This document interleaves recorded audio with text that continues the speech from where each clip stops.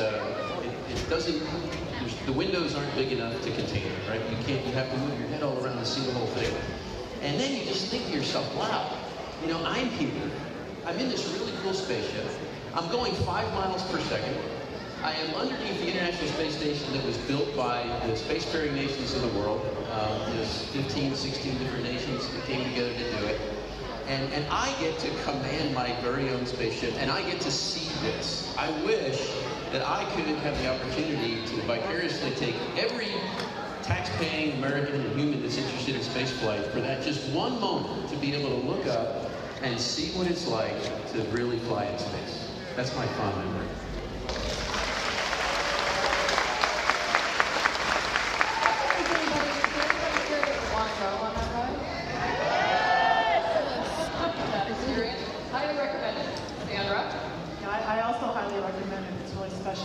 On a more personal note, Atlantis was my first mission, and it was my last mission. And so the vehicle has a strong resonance with the vehicle.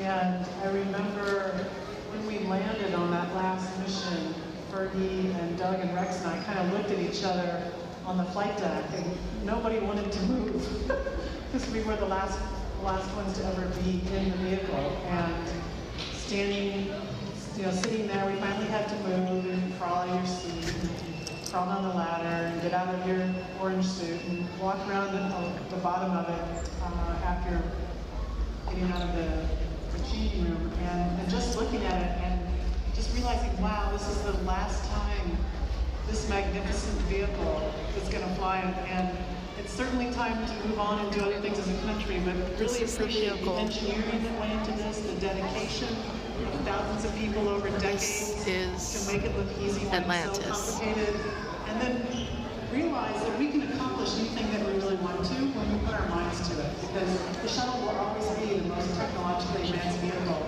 that we fly because of the nature of the missions that it did. So it's a very special vehicle, and I'm really excited to be here today to share in some of that history.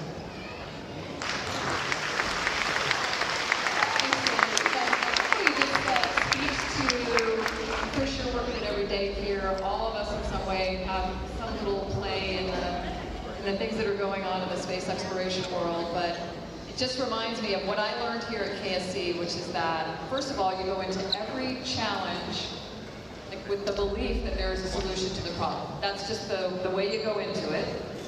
And that the motto of all of this is, here's how we can, not why we can't. I mean, we really approach things in that way to do stuff like this. All right, Rex. This feeling here does bring back tremendous memories of like doing a spacewalk and falling down the rail there and seeing it comes to Florida off the tail of the space shuttle. I was a frequent flyer in Atlantis. I flew 3 times, and Atlantis has a little quirk that I knew about as I learned quickly on my first flight, and I kept forgetting to remind my crew members about it. And that's when you come home, you've been floating in space for for a week or two, and you do your deodorizing, and you start coming back to the atmosphere, it starts shaking, you get turbulence. And on my first flight, I was down in the lower deck. There's 2 decks, the lower deck and the upper deck. I was down in the lower deck, and as we get into these vibrations, the pilot is very conscientiously trying to fly the vehicle.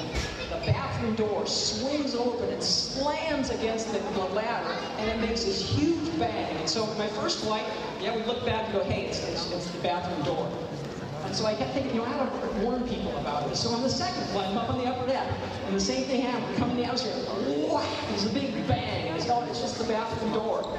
And again, I fly the 3rd time, and unfortunately I didn't tell Fergie and Doug, there's going to be a huge bang when you're trying to fly this airplane. And sure enough, it's worked out. Don't worry, it's just the bathroom door.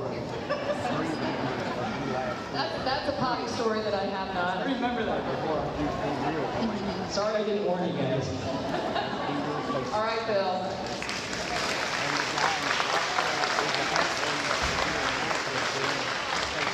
My first flight in December of 1988 on STS 27. I flew 5 hours with 2 rookies on the crew. We had what was called a high inclination launch, where you take off from the pad, make a big turn up the East Coast, and we went to 57 degrees north and south latitude. And that was a function of the payload that we had. Our mission was to support the Department of Defense. What we did is still to this day kind of a secret. Nobody's ever talked about it, and nobody probably ever will, which is great.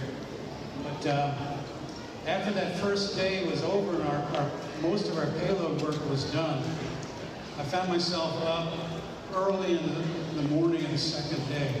And if you look up, you can see how the shuttle flies, and the picture up behind the shuttle is kind of where the Earth is.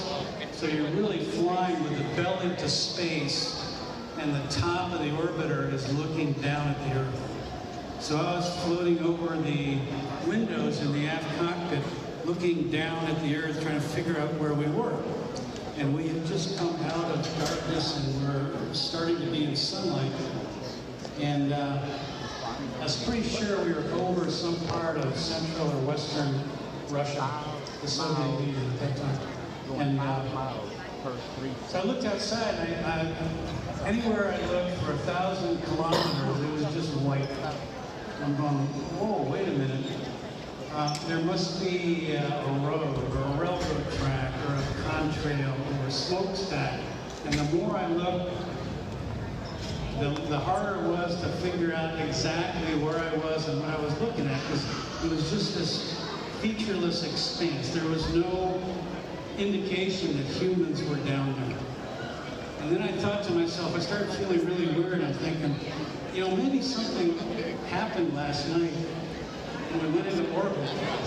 And I'm not really looking at the Earth anymore. I'm looking at some, foreign planet somewhere else.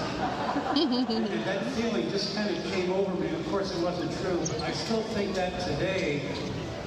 I'm waiting for the day when maybe somebody here has that sensation. That's what I felt on the first flight.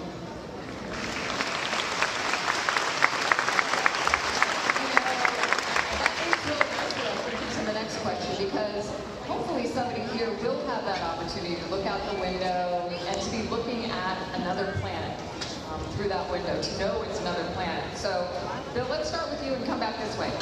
So how do you think that the space shuttle program has put us in a place to continue to explore low Earth orbit, but also to take us back to the moon and on to Mars? All the work that's going on right here at Kennedy Space Center. You want the good or the bad? I want you to tell us whatever you want. Maybe a little bit of both. So the good part is, ever since the 1950s, we've had a design in mind to build a stepping stone out in orbit. That's the space station today. There have been a series of stations in space. The US had Skylab, the Russians flew several versions of what they call Mir. We have ISS in orbit right